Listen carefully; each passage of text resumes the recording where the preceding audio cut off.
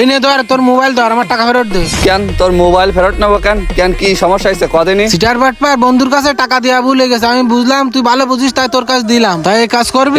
একটু যেন ফাও কথা কবি না, তোর ভালো করতে যাই তোমার এখন পেট বাঁধি গেছে। তোর সমস্যা কি হয়েছে আর তোর ফোনের সমস্যা কি হয়েছে? কি হয়েছে ভাই একটু এদিকে আসেন দিন।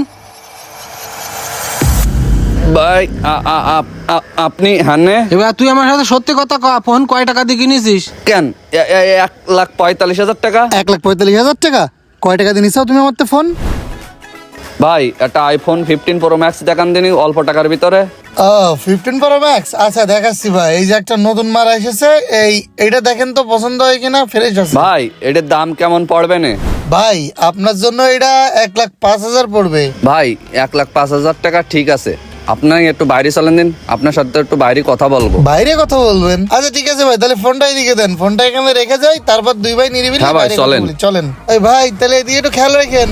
ভাই আসেন এই সাইডে আসেন, আপনার সাথে আমার ভীষণ জরুরি কথা আছে। আসেন ভাই এই সাইডে চলেন, এই পাশেই। কি এমন জরুরি কথা বলবেন ভাই, যার জন্য দোকানের বাইরে নিয়ে ভাই আসছেন? ফোনের দাম আপনি যা বলেছেন তার থেকে 1,000 টাকা কম দেবো, কিন্তু আমার একটা কাজ করে দিতে হবে। কাজ করে দিতে হবে?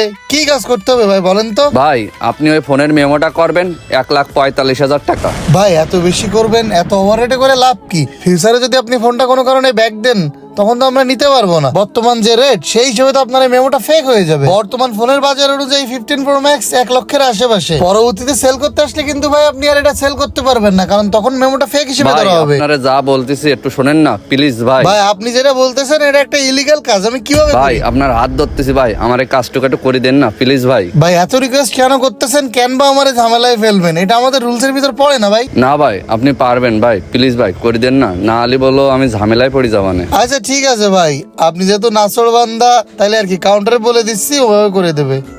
আসেন আপনি আমার সাথে আসেন, আমি বলে দিচ্ছি এনারে। ভাই জি ভাই। এই যে ইনি যেভাবে বলে আপনি সেইভাবে সেই অঙ্কে মেমোটা করে দেন, ঠিক আছে? ভাই 1,45,000 করেন। ভাই 1,45,000 করে দিচ্ছি। ঠিক আছে ভাই।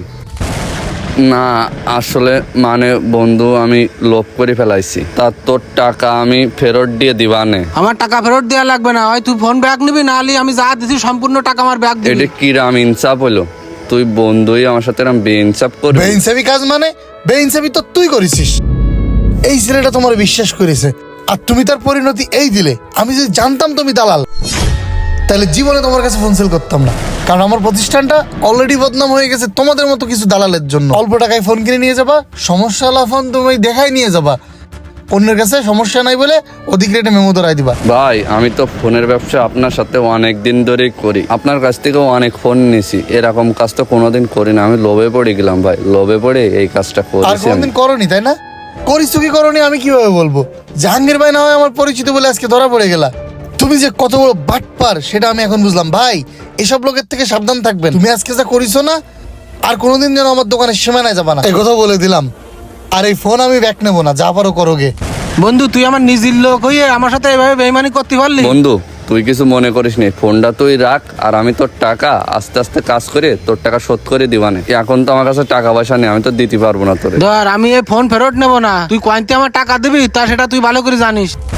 ভাই কথায় আছে নিজের বুদ্ধিতে ফকির হওয়া বলো। হয়তো আপনি একটা বিষয় বোঝেন না, কোনো একটা বন্ধু বান্ধব আছে সেই ব্যাপারে এক্সপার্ট, আপনি তার কাছে বিশ্বাস করে টাকা দিচ্ছেন, সে যে আপনার সঙ্গে এমন কাজ করতেছে না কিভাবে বুঝবেন? তাই যত সম্ভব এইসব জিনিস কেনার ক্ষেত্রে নিজে গিয়ে কিনুন।